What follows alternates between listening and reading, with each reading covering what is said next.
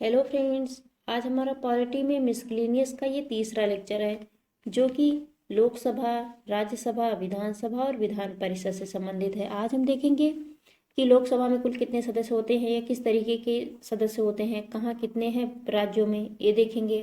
फिर वैसे राज्यसभा में देखेंगे, विधानसभा में इसके बारे में जानेंगे। पहले तो हम पढ़ चुके हैं लेकिन हम इसको आसानी से देख लेंगे क्योंकि ये एनसीईआरटी में दिया हुआ है, तो ये हमारे लिए महत्वपूर्ण है। तो बस छोटे से लेक्चर में इसको कंप्लीट कर लेंगे और इससे प्रश्न आते हैं तो हमें बार बार कॉन्सेप्ट के लेक्चर को देखने की आवश्यकता नहीं होगी। जब हमें लोकसभा के बारे में जानना हो या राज्यसभा के या विधानसभा के या विधान परिषद के, तो हम इस टॉपिक को देख लें और इसी से हमारे ये टॉपिक क्लियर हो जाएंगे। तो हमें जो कंसेप्ट वाला है जिसमें हमने देखा था मंत्रिपरिषद या फिर केंद्रीय मंत्रिमंडल, कार्यपालिका, ये सब देखे तो उसमें इन सब की चर्चा है, लेकिन हम इसको शॉर्ट फॉर्म में देख लेंगे चूंकि दिया हुआ है तो हमारा तैयार भी हो जाएगा। तो चलिए देखते हैं। यहाँ पे है लोकसभा, राज्यसभा, विधानसभा और विधान परिषद। जिन राज्यों में विधान परिषद हो वहाँ, जैसे वर्तमान में 6 राज्यों में विधान परिषद है, बाकी एक सदनीय ही है। तो चलिए देखते हैं। अधिकतम सदस्य लोकसभा में 550, जिसमें से 530 राज्यों से आते हैं और 20 केंद्र शासित प्रदेश से। तो याद रखिएगा, ये प्रश्न भी पूछा गया है। केंद्र शासित प्रदेशों से कुल 20 सदस्य हो सकते हैं और राज्यों से 530। पहले 552 था, 104वां संविधान संशोधन करके 2 आंग्ल भारतीय समुदायों का जो नामांकन होता था लोकसभा में उसको समाप्त कर दिया गया है। और राज्यसभा में कुल कितने सदस्य होते हैं? तो 250, जिनमें से 238 राज्यों से आते हैं और केंद्र शासित प्रदेशों से, और 12 राष्ट्रपति द्वारा मनोनीत किए जाते हैं। जो हम देखते हैं ना, कई फेमस पर्सनालिटीज होती हैं जो अपने अपने क्षेत्रों में अच्छे कार्य किए होते हैं, उनको राज्यसभा में मनोनीत किया जाता है राष्ट्रपति के द्वारा। और विधानसभाओं में, अर्थात जो राज्यों की अलग अलग विधानसभाएं हैं, उसमें अधिकतम कितने सदस्य हो सकते हैं? तो 500 और न्यूनतम 60। तो याद रखिएगा, अधिकतम 500 और वर्तमान में सबसे अधिक यूपी में है, 403 विधानसभा सदस्य हैं।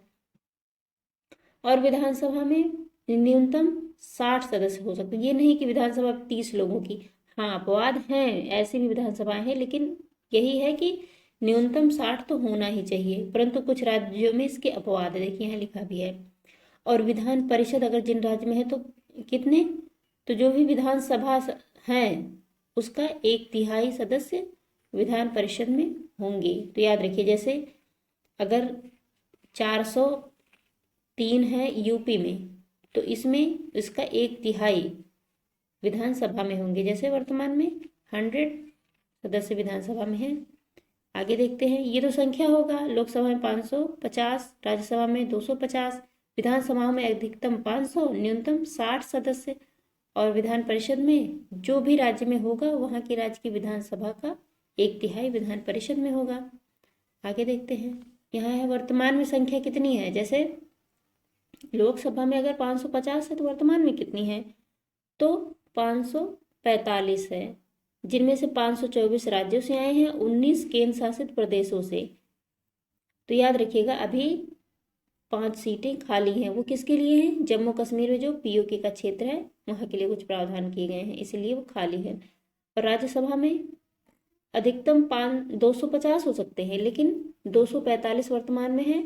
229 राज्यों और 4 केंद्र शासित प्रदेशों से और 12 राष्ट्रपति द्वारा नॉमिनेट किए गए हैं।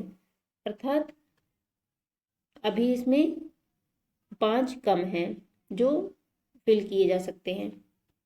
आगे देखते हैं।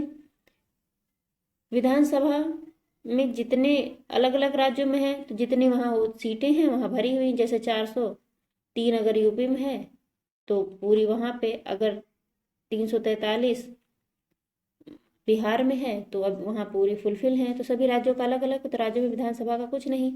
लेकिन विधान परिषद में मात्र 6 राज्यों में विधान परिषदें हैं, जिसमें कौन कौन से? उत्तर प्रदेश में है, बिहार में है, महाराष्ट्र, आंध्र प्रदेश, कर्नाटक और तेलंगाना। पहले 7 में थी, वो कहाँ था? जम्मू कश्मीर, लेकिन उसे राज्य का दर्जा छिन गया, अर्थात राज्य का दर्जा समाप्त कर दिया गया, तो भी समाप्त हो गई। सर्वाधिक संख्या किस राज्य में है? लोकसभा में या राज्यसभा में, विधान परिषदों में विधान परिषदों में और विधान सभाओं में। तो सर्वाधिक सदस्य संख्या उत्तर प्रदेश में है, 80 सीटें लोकसभा में जाती हैं, सबसे अधिक सीटें हैं। और राज्यसभा में 31 सीटें। और राज्यों की विधानसभाओं में सर्वाधिक सीट 403 सीटों के साथ उत्तर प्रदेश में सबसे अधिक, इसके बाद महाराष्ट्र, फिर पश्चिम बंगाल, आंध्र प्रदेश और फिर बिहार। और विधान परिषद में सबसे अधिक संख्या उत्तर प्रदेश में 100 विधान परिषद सीटें हैं, महाराष्ट्र में 78, बिहार में 75। और न्यूनतम सदस्य संख्या किन राज्यों की है? लोकसभा में, राज्यसभा में, विधानसभा में और विधान परिषद में। तो लोकसभा में सबसे कम गोवा से, फिर नागालैंड, सिक्किम और सभी केंद्र शासित प्रदेश जैसे दिल्ली को छोड़कर सभी में एक एक सीटें लोकसभा में भेजी गई हैं। और राज्यसभा में सबसे कम गोवा, पुडुचेरी और सभी पूर्ववर्ती जो राज्य हैं जैसे असम अर्थात पूर्वोत्तर राज्य, असम को छोड़कर सभी में एक एक सीटें राज्यसभा में भेजी गई हैं। और विधानसभा में सबसे कम सीट गोवा की है, फिर मिजोरम की जहाँ 40-40 सीटें हैं, और सिक्किम में 32 सीट है, पुदुचेरी में 30 सीटें हैं। तो ये याद रखिएगा। और सबसे कम तेलंगाना में है, जो विधान परिषदों में जैसे 6 विधान परिषदें हैं, हमने ये देखा 6 राज्यों में, तो उनमें सबसे कम तेलंगाना में है और सबसे अधिक हमने देखा उत्तर प्रदेश में है। और आगे देखते हैं, यहाँ पे है प्रकार कैसा है, अर्थात लोकसभा किस तरीके की है, या राज्यसभा और विधानसभा और विधान परिषदें। तो लोकसभा अस्थायी है, अर्थात वो बहुमत खोने पे कभी भी समाप्त हो सकती है, या फिर 5 वर्ष पे उसका विघटन हो ही जाता है, 5 वर्ष से नया चुनाव होता है। जबकि राज्यसभा अस्थायी सदन है, राज्यसभा कभी भी भंग नहीं हो सकती है, उनके सदस्यों का चुनाव होता है, 1/3 सदस्यों का प्रत्येक दूसरे वर्ष सेवानिवृत्त हो जाते हैं, 1/3 सदस्य चुनकर आ भी जाते हैं, तो उनके सदस्यों का कार्यकाल होता है। राज्यसभा का कोई कार्यकाल नहीं होता, जबकि लोकसभा का कोई कार्यकाल नहीं होता, तो उनके सदस्यों का भी नहीं होता, वो अस्थायी होते हैं। जब जितने समय तक लोकसभा का कार्यकाल, उतने समय तक वहाँ के सदस्यों का कार्यकाल। जबकि विधान उसी प्रकार, जिस प्रकार लोकसभा उसी प्रकार विधान सभा भी अस्थायी सदन होती है, उसके सदस्यों का कार्यकाल वही जब तक सदन में बहुमत है। और विधान परिषद ये स्थायी सदन है, लेकिन समाप्त किया जा सकता है, याद रखिएगा। जैसे राज्यसभा और विधान परिषद में कुछ समानताएं हैं, लेकिन अंतर यह है कि राज्यसभा कभी भी समाप्त नहीं की जा सकती है। हाँ, इसको न कभी समाप्त किया जा सकता है, न कभी भंग किया जा सकता है। जबकि अस्थायी सदन तो विधान परिषद भी है, इसे भंग तो नहीं किया जा सकता, अर्थात विघटित तो नहीं किया जा सकता है कि अच्छा 5 साल बाद इसको विघटित कर दिया जाए, नहीं, लेकिन इसे संसद द्वारा प्रस्ताव पारित करके समाप्त किया जा सकता है। अर्थात मान लीजिए कि बिहार में ये प्रस्ताव पारित हो कि नहीं, हमारे यहाँ अब तक विधान परिषद थी, अब नहीं रहेगी, तो उसको समाप्त किया जा सकता है, लेकिन कभी ये नहीं हो सकता कि राज्यसभा को समाप्त किया जाए। तो राज्यसभा विधानसभा में, विधान परिषद में यही अंतर है, और लोकसभा और विधान सभा में लगभग समान है ये, बस ये केंद्र में कार्य करती है और ये राज्यों में। विधान जो परिषदें होती हैं और जो राज्यसभा है उसमें समानता है, बस अंतर इतना है कि राज्यसभा को कभी भी समाप्त नहीं किया जा सकता, लेकिन विधान परिषद को समाप्त किया जा सकता है। आगे देखते हैं, इनके गठन से संबंधित अनुच्छेद क्या है। तो लोकसभा के गठन का प्रावधान अनुच्छेद 81 में किया गया है, और राज्यसभा का 80 में। हमने सरला देखा था ना, सरला सा से हो गया संसद, रा से हो गया राज्यसभा, ल से हो गया लोकसभा। तो 79, 80 और 81, तो 80 में राज्यसभा की बात की गई, 81 में लोकसभा की। और भाग 6 के अनुच्छेद 168 से लेके 212 तक गठन संबंधी प्रावधान है। अनुच्छेद 170 में विधानसभाओं के बारे में बताया गया है, और अनुच्छेद 169 में संसद को यह अधिकार है कि वो किसी राज्य में विधान परिषद को स्थापित करने और समाप्त करने का अधिकार देता है। अर्थात हमने अभी देखा ना, किसी भी राज्य में संसद को यह अधिकार है कि वहाँ, अरे भाई वहाँ विधानसभा जब कहेगी तभी तो वहाँ विधान परिषद आएगा, लेकिन उसको स्थापित करने का अधिकार संसद के पास है। आगे देखते हैं। यहाँ पे है सदस्य बनने हेतु सदस्यता हेतु योग्यता क्या होनी चाहिए कि वो न्यूनतम 25 वर्ष अर्थात लोकसभा में 25 वर्ष होना चाहिए, तभी मिनिमम, तभी वो व्यक्ति लोकसभा का चुनाव लड़ सकता है। और वही राज्यसभा का 30 वर्ष, और विधान परिषदों का और विधानसभा का, विधानसभा में 25 वर्ष उसी लोकसभा की तरह, और राज्यसभा की तरह विधान परिषदों में 30 वर्ष, याद रखिएगा। जबकि राष्ट्रपति 35 वर्ष होना चाहिए। आगे है, इनको विशेष क्या प्राप्त है कि लोकसभा को, राज्यसभा को, विधानसभा को और विधान परिषद को। तो विशेष क्या है, कार्यकाल इनका 5 वर्ष होता है, परंतु अब इस अवधि के पूर्व भी इन्हें मंत्रिपरिषद के परामर्श पर राष्ट्रपति द्वारा विघटित किया जा सकता है, अर्थात 5 वर्ष से पहले भी इनका विघटन हो सकता है लोकसभा का। जबकि राज्यसभा कभी भी भंग नहीं होती, बल्कि इसके 1/3 सदस्य प्रत्येक दूसरे वर्ष समाप्ति और अवकाश ग्रहण कर लेते हैं और प्रत्येक 6 वर्ष तक पद ग्रहण करते हैं और राज्यसभा के सदस्य रहते हैं। आगे है, जो विधानसभा है उसका भी कार्यकाल 5 वर्ष होता है लोकसभा की तरह।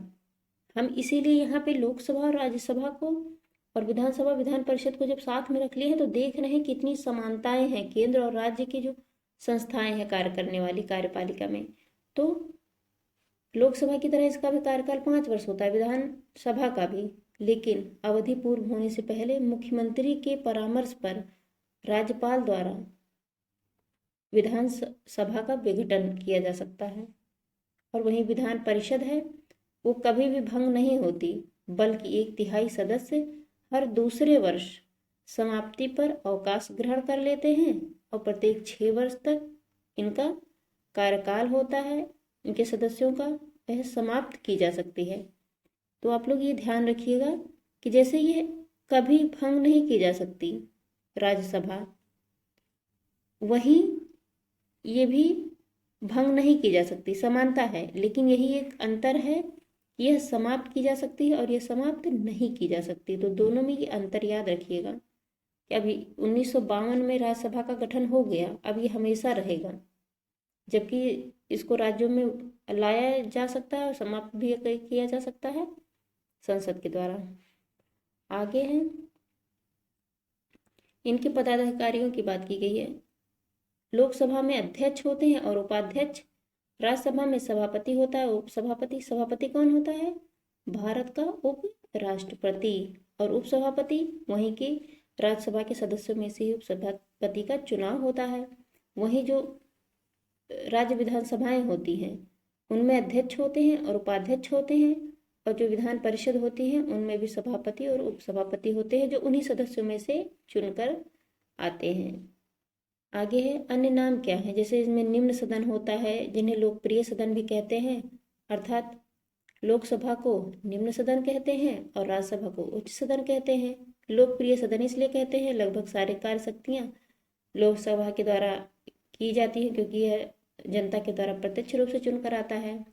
उसी प्रकार राज्यों में विधान सभा को निम्न सदन कहते हैं और लोकप्रिय सदन भी कहते हैं। विधान परिषद उच्च सदन है क्योंकि हमारे यहाँ ब्रिटेन से प्रेरणा लेके ये द्विसदनीय बनाया गया है। तो जिस तरीके से वहाँ पे lower house, upper house, Lok Sabha को लोअर हाउस कहते हैं, राज्यसभा को अपर हाउस कहते हैं, उसी प्रकार हमारे यहाँ निम्न सदन और उच्च सदन कहा जाता है। और गणपूर्ति की बात की जाती है कि कोरम पूरा करने के लिए आवश्यक शर्तें क्या है। कुल सदस्यों का 1/10 भाग होना चाहिए। जैसे लोकसभा में जितने सदस्य हैं उनका कम से कम 10वां भाग, अगर मान लीजिए 550 हैं तो 10वां भाग अर्थात 55 सदस्य होंगे तभी लोकसभा की बैठक होगी या कोई कार्य संचालित होगा।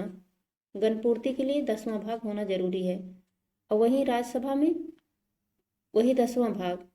तो हम देख रहे हैं कि लोकसभा, राज्यसभा, विधानसभा और विधान परिषद सब में जब तक उनका एक 10वां भाग व्यक्ति वहाँ पे सम्मिलित नहीं होंगे अर्थात उपस्थित नहीं होंगे तब तक कोई भी कार्य वहाँ नहीं होगा। तो गणपूर्ति इसे कहते हैं, वो 1/10 भाग। तो याद रखिएगा इसको, 1/10वां हिस्सा उसका होना चाहिए। तो हमारा ये छोटा सा लेक्चर रहा, जो कि लोकसभा, राज्यसभा, विधानसभा और विधान परिषद से संबंधित है। हमने एक साथ देख लिया तो उनमें क्या समानताएं हैं, क्या अंतर हैं, और ये याद भी आपको बार बार करने की आवश्यकता नहीं होगी। जब आप एक बार देख लेंगे तो अंतर आपको बिल्कुल, अब एक जगह पढ़ लिए तो चारों का अंतर आप जान गए, केंद्र और राज्य। उसी तरीके केंद्र और राज्य में आपने देख लिया, तो आप इसको रिवाइज कर लेंगे तो तैयार हो जाएगा। इसको यही समाप्त करते हैं। Thank you very much.